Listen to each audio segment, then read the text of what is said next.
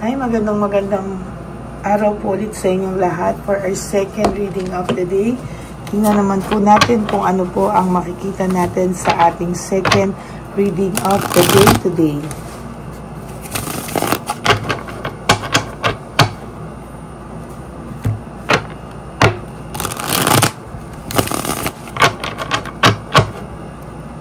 Sana po ay napanood nyo na po yung first, second, and third reading kahapon.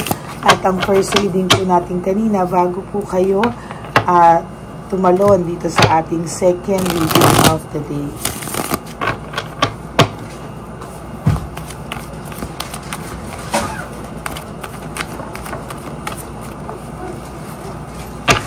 Basahin na po natin mabuti since ito rin po ang ginamit natin kanina.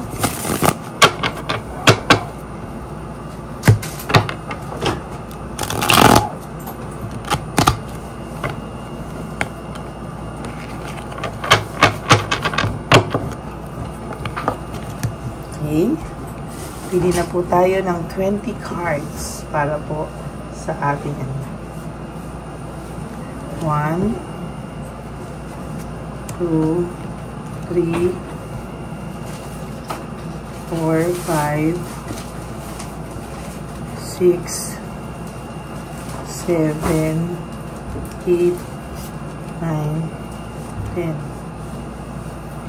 11, 12, 13, 14, 15, 16, 17, 18, 19, 20.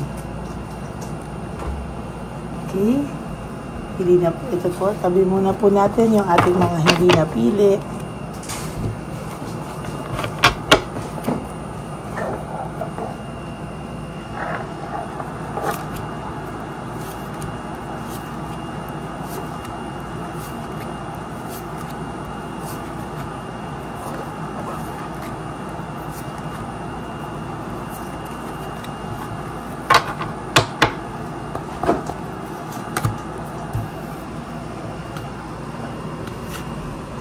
Unrealistic, no? Sadness.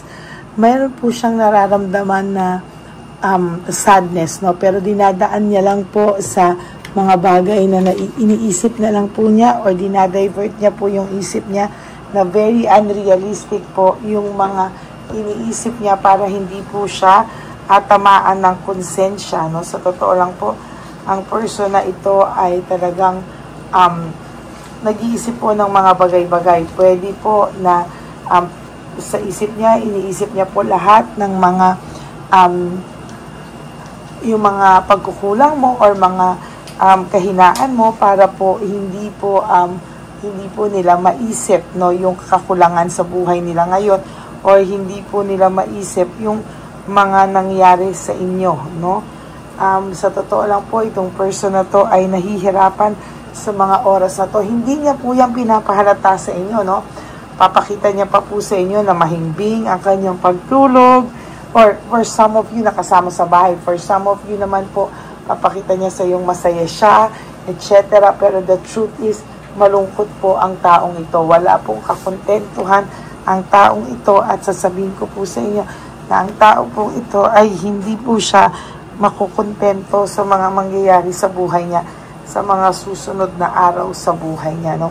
This person will realize na habang unrealistic po ang mga pinag-iisip niya sa iyo, ay talagang hindi po nila alam ang mangyayari po sa kanila, no? Kala po nila yung ganyan ay magiging maayos sila, pero hindi pala po sila magiging maayos. Mas lalo po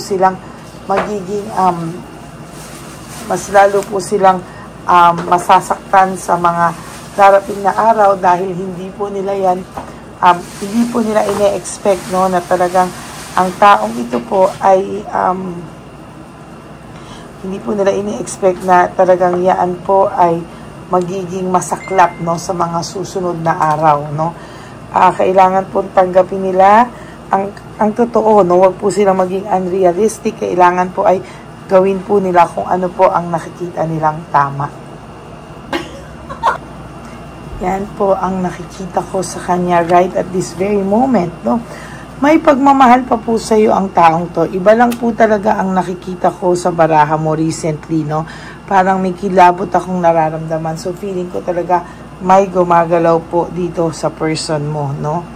And sa nakikita ko po ay talagang nag-struggle po siya sa kanyang buhay sa ngayon.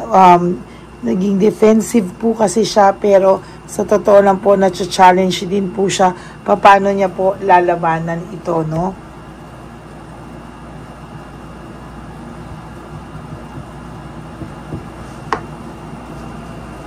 Sa totoo lang po, talagang yan ang nakikita ko. There is this, ayan po, sa nakikita ko, lahat ng conflict ay nangyayari sa kanya ngayon. Meron po siyang, parang gusto niya pong manalo at all cost, win at all cost, dahil meron po siyang fear of failure. Meron po siyang anxiety na nararamdaman talaga, no? Hindi niya po ito masabi-sabi sa iyo, but meron po siyang nararamdamang hindi niya po talaga, hindi niya po inaasahan, ano? Marami po siyang gustong mangyari sa sarili niya, no? Naging arrogante po kasi ang taong ito, very disorganized, ang daming delays na nangyayari sa kanya ngayon, and siya rin po mismo sa sarili niya, alam niya po na meron pong kakulangan at talagang hindi niya maintindihan bakit po ganyan ang nararamdaman niya sa sarili niya ngayon, no? Talagang ang taong ito ay nakakaramdam ng matinding struggle sa oras na ito. Iba po ang nararamdaman ko sa cards lately, no? Parang hindi ko po masisisi yung person nyo ngayon, kasi sa totoo lang po, ang person nyo ngayon talaga ay nakakaramdam po siya na parang siya po ay ginagalaw ng hindi niya maintindihan, no?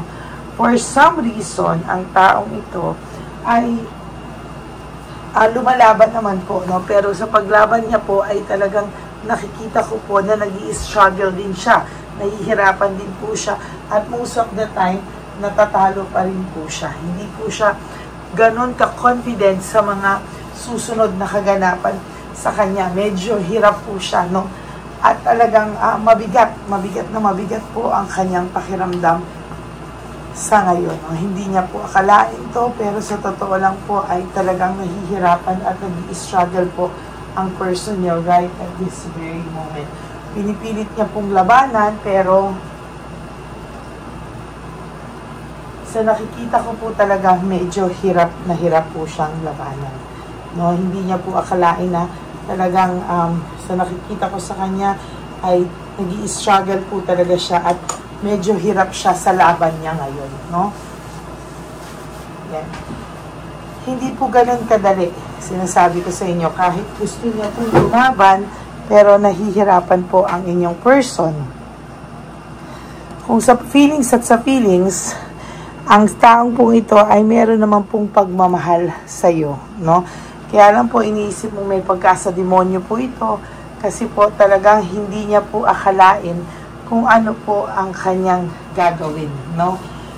Hindi niya po mabigkas sa iyo kung ano ang katotohanan, pero ayan po ang nangyayari sa kanila, no? Hindi po nila yan kayang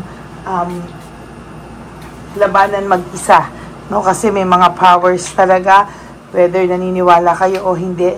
Iba po talaga yung ganyan, ano? Kung sa ordinaryong tao po ay hindi po nila yan maiisip, no? Talagang sa nakikita ko po ang taong ito, sooner or later ay talagang haharap po sa inyo yan nang sasabihin niya po sa inyo hindi niya alam what is really happening sa kanya, no? Naisip niya po ang inyong pinagsamahan.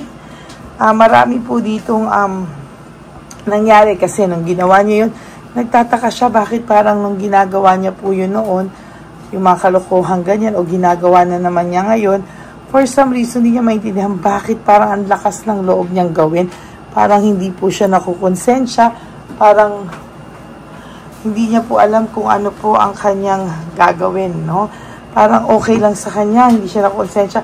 Pero right after na gawin niya po yan, talagang nakukonsensya na po siya at iniisip bakit niya po nagawa yon, no? Undecided po siya, moody, undecided, and marami po siyang naiisip na hindi niya po akalain na babalik na naman siya sa mga ganyang gawain, ano? Kasi talagang in fairness naman po sa taong ito po ay nagsisi, no? Pero hindi niya po alam for some reason bakit po siya ganyan, no? May mga ganyang bagay po na nangyayari sa kanya, no? Naging greedy po kasi siya, possessive and all, no? Kaya yan po ngayon ay pinagsisisihan niya po ng sobra, no? There is this weakness, no? And insecurity, nawalan po ito ng self-esteem ngayon. Bumaba po ang kanyang self-esteem ngayon, ano? Siya po ay namamanipulate. Ayan yung sinasabi ko, siya po ay namamanipulate at siya po talaga ay hindi matahimik sa ngayon. There is this entrapment, no? Trinap po siya sa isang bagay na hindi niya po gusto, no? Talagang sabi ko po sa inyo, nahihirapan po ito. There's pain and suffering, no? Sa nakikita ko dito, meron din po siyang heartbreak, suffering and grief, no? Salamat po talaga daw sa pain na ito dahil nare-realize niya kahit papano pag nakakaramdam siya ng pain na siya talaga ay may ginagawang hindi tama, no? Parang nararamdaman niya pa rin, ano, na may nangyayari behind everything, no? Na parang siya po ay ginagalaw, nararamdaman niya rin po na siya po ay ginagalaw, no? At dito po alam niya po nagiging unfair siya sa iyo, yung justice, pride, lahat po, no? Lahat po talaga ay hindi niya po alam kung paano po niya ito gagawin. Sa totoo lang, no? Nahihirapan po talaga siya. Ay, nako. Lahat po ngayon ay, ayan, no, pagsasaksak po sa kanya, no, failure, talagang sabi ko nga po sa iyo, there's failure at talagang hopelessness, no, talagang sinasaksak po siya sa likod, no, talagang sinasaksak po siya, and sa nakikita ko po, ay hindi po niya alam kung ano po yung mga gagawin niya po sa susunod, no, talagang siya po ay nahihirapan at talaga naman pong sabi ko sa inyo, itong tao pong ito talaga ay makakaramdam at makakaramdam ng konsensya kahit sabihin nyo hindi nyo akalain na siya ay makukonsensya pa. But I assure you that this person ay makukonsensya po yan kahit hindi mo po hilingin. Ano? That this person will realize, no, kung ano po ang nawawala sa kanya. No? Hindi niya po yan masabi sa ngayon kung kailan niya po yan masasabi sa iyo, pero there will come a time that this person lalapit yan sa iyo, no? At kahit paano naghahanap po yan ng lakas ng loob sabihin sa iyo na hindi niya po naiintindihan what is really happening sa kanya, no? Siya po mismo ay naguguluhan at siya po mismo ay nagugulumihan, no? At talagang sa nakikita ko po ay for next days at months, weeks, no, ay sa totoo lang po ay lalapit po sa iyo ang person na ito. Yan ang sinasabi ko, lalapit at lalapit po sa iyo yan, whether you like it or not. Magkakaroon po ng progress ang inyong sitwasyon at itatry niya po talaga na lumapit po sa iyo at mag-explain, ano? And magkakaroon po siya ng courage magsabi sa iyo, pero medyo matatagalan lang po dahil nag-iisip po ito ng tension ngayon, natetensyon siya, parang yung buhay niya, tinuturbulence, masyado siyang aligaga, anxious, hindi niya lang po pinapahalata sa mga tao or even sa iyo, no? Pero sa talaga po nag-iisip ito at gustong-gusto niya pong magkaroon ng clear mind sa mga susunod na panahon. Ayan po ang inyong second reading of the day. I hope po na naka-resonate po kayo. And if you do, can you please give me a like and comment down below para naman po malaman natin ang inyong mga feelings, thoughts, at yan po ay ating babasahin. Ano? Gusto ko pong basahin yan at talagang gusto ko pong malaman what is going on sa mga isip at puso nyo po. Okay? For those of you who would like to have a private reading with me, you can message me po at Lady Lee Elena, that's L-A-D-Y-L-Y Elena. Nasa dulo po yan ng ating video. Diyan nyo lang po ako makokontak. That is my only official and legit FB account. Nilabas ko din po ang nilabas ko din po ang account na peke ng Lady Elena para aware po kayo na aware po kayo sa ating mga peking mga Lady Elena na yan, ano, na nanghihingi at ng ng mga tao, no? So, maraming salamat po. Please be aware ha sa ating mga peking accounts ng nag-hack sa inyo po, no? Maraming salamat po sa inyong lahat. And sa aking mga ever loyal, solid, and faithful na Lady Elena family, I love you all from the bottom of my heart. Mahal na mahal ko po kayong lahat. And sana po ay may natututunan po kayo sa araw-araw, no, sa atin pong pagbabasa dito, no. Sana po ay nakakatulong po sa inyo at talagang sa nakikita ko po ay patuloy po tayong magbibigay sa inyo ng mensahe sa araw-araw. Kaya maraming salamat po sa inyong lahat. And ang lagi ko pong payo sa inyo is just to live one day at a time. You do 3 things that will make you happy for the day. Love yourself because self-love is still the best love of all. Kaya ayan, ano, maraming salamat po at nakikinig po kayo at tinuturuan nyo po yung mga sarili nyo na magpatawad sa inyong mga sarili, no? And for those of you na nag-i-struggle na, no, sa pains ngayon, no? So, ang payo ko nga po sa inyo is just to live one day at a time.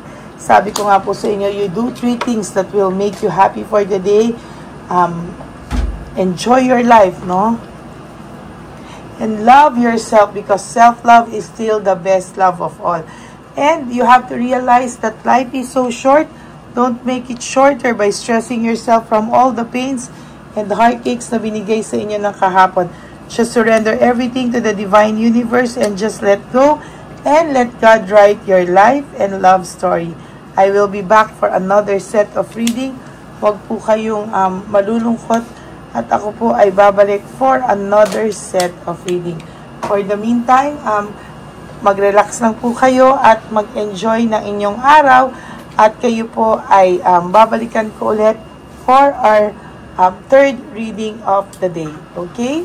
Maraming salamat po sa inyong lahat and God bless you all. Bye! Okay, update po, may nagpanggap pong subscriber natin na siya po ay magpapahula sa fake na Lady Elena, kaya ayan, hinihingan po siya na $80 at ang cell po niya ay nabigay at nakuha. Ang pangalan niya po sa cell ay Julian Albert, no? Siya po ay may cell account din, kaya mag-iingat po kayo. Ayan po, no, kung sino man po yung scammer na Julian Albert na yan, no, i-insensuhan po natin yan para siya po ay makonsensya. Kung wala man po siyang konsensya, at least po, bumalik sa kanya lahat po ng kanyang ginagawa. At maling-mali po yan, ano. Basahin niyo po lahat yan, makikita niyo po, ayan po ang cell number niya at Julian Albert na yan, ano, para po talagang ma-report din po natin yan na siya ay gumagamit ng cell account na Julian Albert. Mag-ingat po kayo. Ayan po yung number niya. Ayan po yung pangalan niya. Huwag po kayong magpauto. Nakita nyo naman po, no, napakalayo po ng pangalan ko sa pangalan ng pinagsisendan nyo po ng account o ng pera. Kaya mag-ingat po kayo at beware sa scammer na to. At talagang ayan po, pinost ko po ang kanyang pangalan dito para maging babala po sa inyong lahat. Maraming salamat po. At mag-ingat po kayo, pakireport po ang page na yan, ang messenger niya na Lady Elena. Maraming salamat po and God bless you all. Ayan, sa susunod po makikita niyo yung account niya na i-report niyo. Salamat po na marami. Magandang gabi po ulit sa inyong lahat. Ako po ay muling nagpapaalala sa inyo na mayroon pong lumalabas sa FB at Messenger account na fake account po, no, nang hihingi po ng $25 through PayPal at hindi po yan totoo. Huwag po kayong maniwala dyan. At pag sinabi mo po na gusto ko pong marinig ang boses nyo or makita kayo, ang sasabihin po ay magbibigay kami ng link. Buksan mo yan at pagkatapos ay makikita mo ako. Huwag po kayong maniniwala dahil yan po ay hindi totoo. Yan po ay isang malaking scam na pag binuksan nyo po ay makahack po lahat-lahat sa inyo. Mahahack po ang inyong mga personal details. Lahat ay mahahack. Ako po ay nalulungkot na ito po ay nangyari, ngunit sa talagang may mga tao pong masasama at may mga tao po talagang hindi makatiis na hindi gumawa ng masama sa ibang tao. Pero maging aware po sana kayo, tulungan niyo po ako, i-report po natin yung fake na yan at sa FB para siya po ay mawala na at wala na po siyang mabiktima pa. No? Nandyan po lahat ng details at maraming salamat po sa inyong lahat. Maraming salamat po sa inyong lahat at mag-iingat po kayo.